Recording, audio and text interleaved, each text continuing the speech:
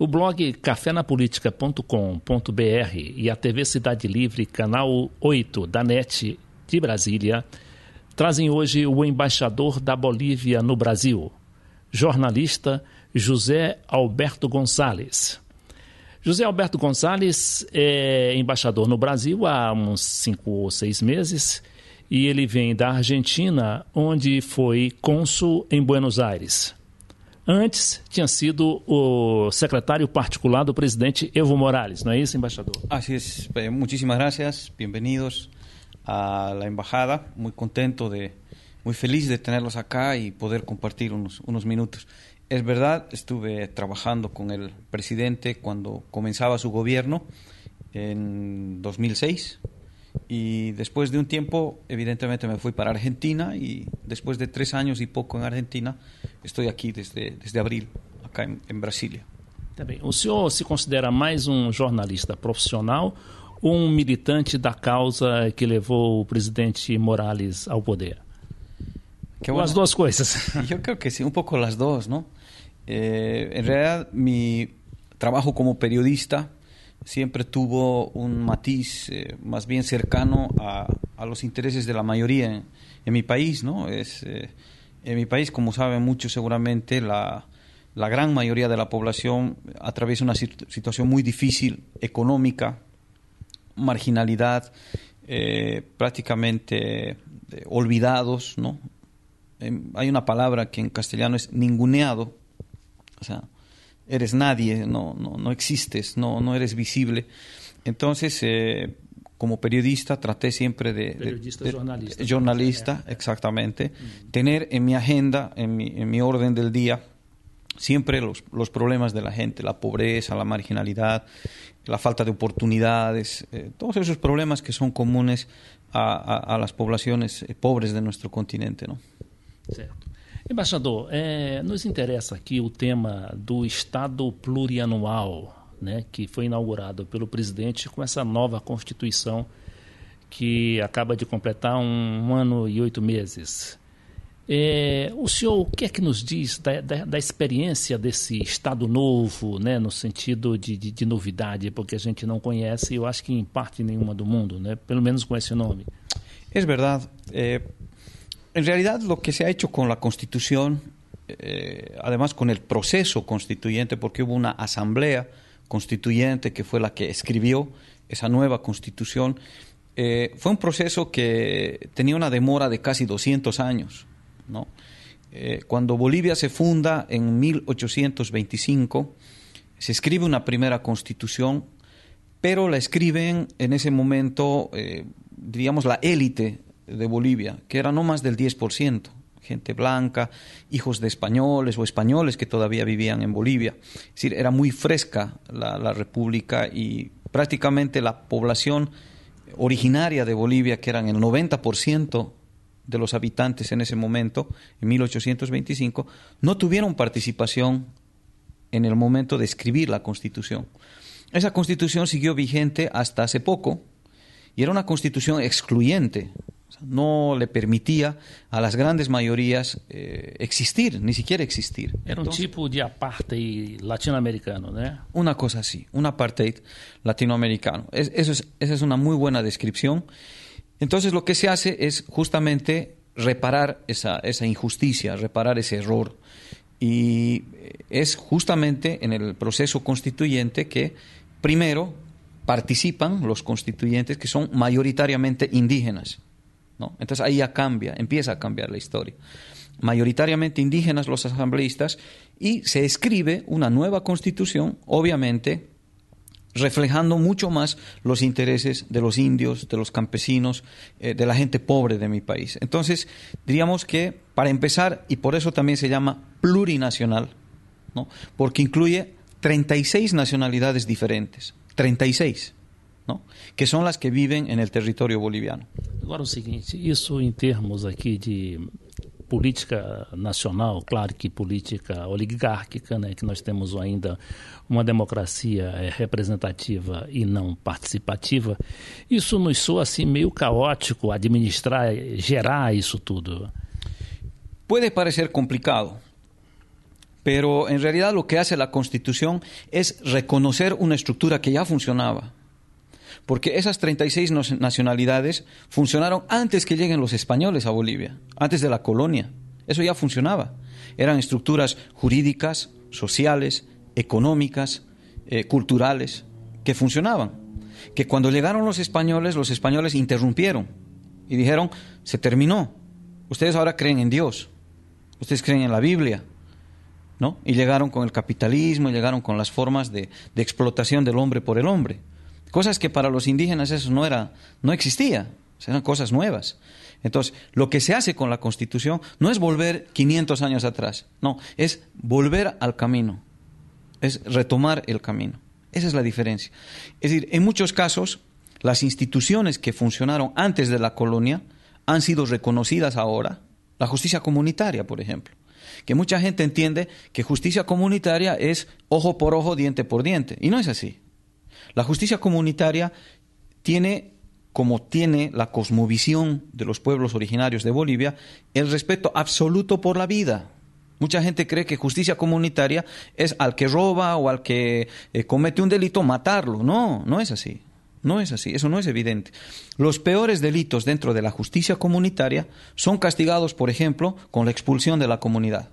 Es decir, si por ejemplo una persona estupra a un niño o a una anciana, a una persona en la comunidad, ¿qué hace la comunidad? Se reúne, decide qué es lo que ha pasado, ¿no? Analiza la situación y en el peor de los casos lo echa de la comunidad. Le dice, usted váyase de acá, usted ya no va a vivir acá, ¿no? Pero nunca matarlo, nunca someterlo a torturas, ¿no? Y lo que se sanciona allá, ¿qué es?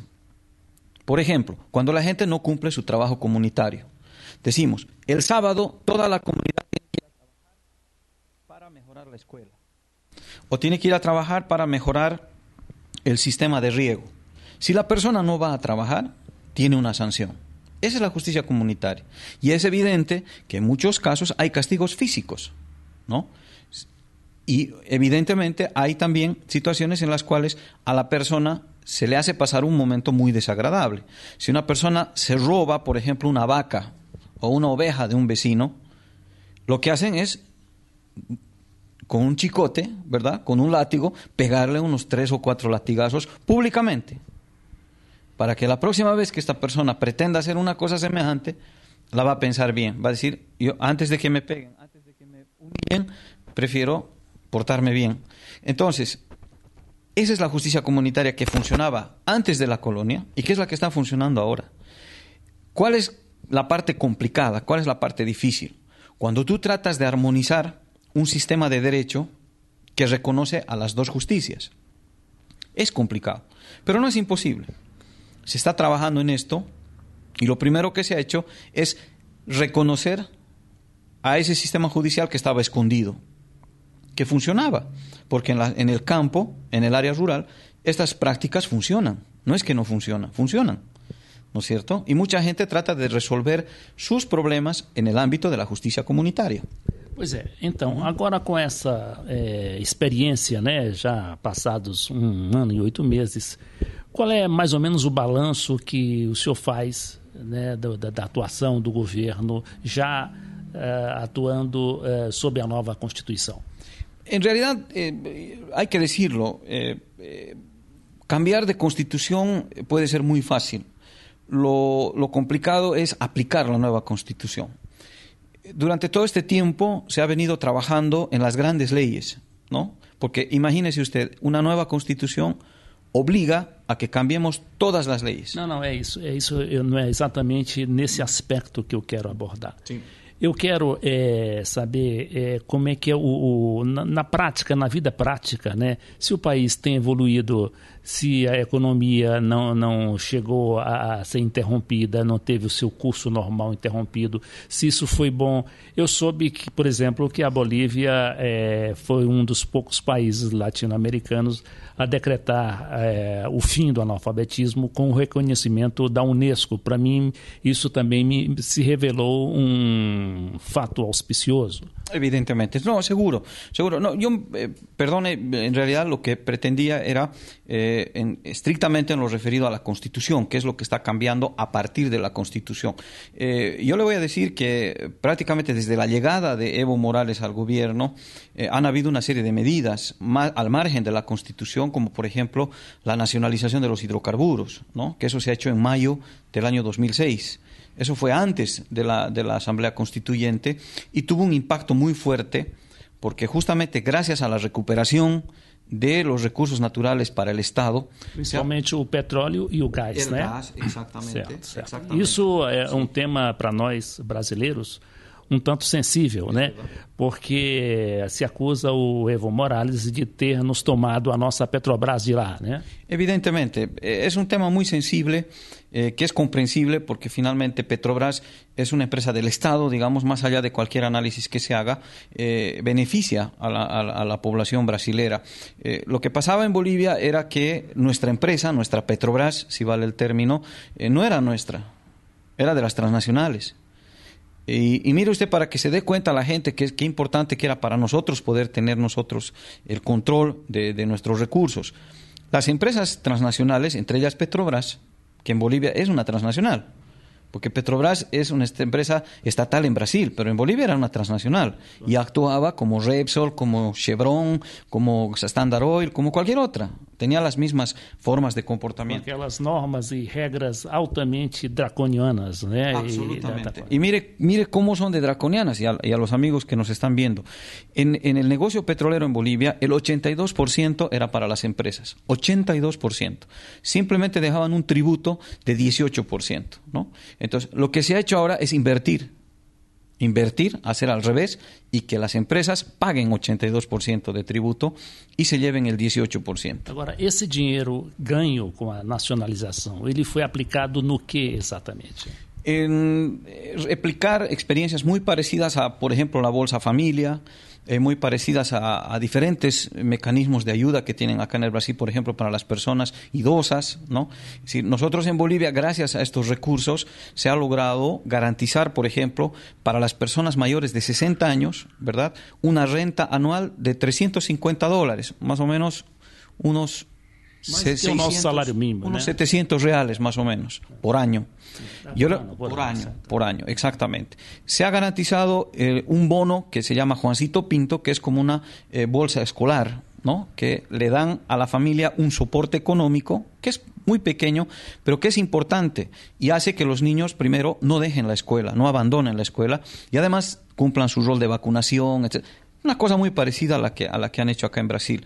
Se ha implementado otro bono para las madres que tienen hijos menores de 2 años. La mayoría de esta población muy pobre, prácticamente abandonada por el Estado. Esa es una parte. Y otra parte de estos recursos se están destinando para la construcción de, por ejemplo, planta separadora de líquidos. Nosotros hoy estamos vendiendo el gas completo, no estamos separando los líquidos.